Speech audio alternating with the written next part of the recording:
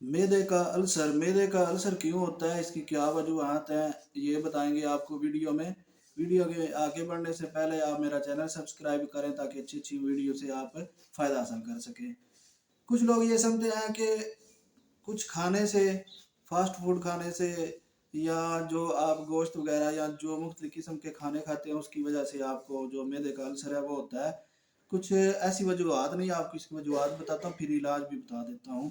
इसमें जो आप गैर गैर ज़रूरी जो मेडिसिन होती हैं, एंटीबायोटिक्स होती हैं, जो बिला वजह आप मेडिसिन लेते रहते हैं, वो मैदे का अल्सर यानी पेप्टिक अल्सर जिसको इंग्लिश में कहा जाता है, मैदे का ज़ख्म बन जाते हैं।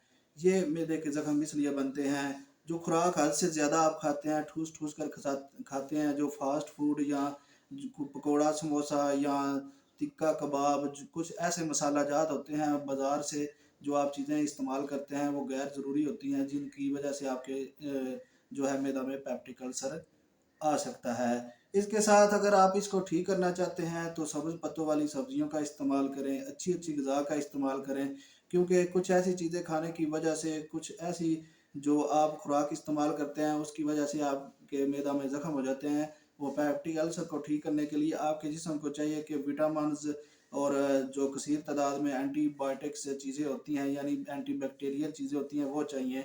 वो एंटीबैक्टीरियल चीज़ें कैसे आपके जिस्म में आएँगी, सब्ज़ पत्तों वाली सब्जियों से आएँगी, ग्रीन टी पीने से आएँगी, फ्रूट का इस्तेमाल करें, थोड़े बहुत दूध का इस्तेमाल करें, मेवाजात जो हैं खुश्क मेवाजात उनका इस्तेमाल करें। जो आप खाना खाते हैं, खाना खाने से पहले पानी पिएँ और खाना खाने के दरमियान थोड़ा बहुत पानी का इस्तेमाल करें। जो लोग खाना खा के तकरीबन फ़ौरन ही पानी पी लेते हैं वो अच्छा नहीं होता, और खाना खाने से पहले पानी पीना बहुत अच्छा होता है।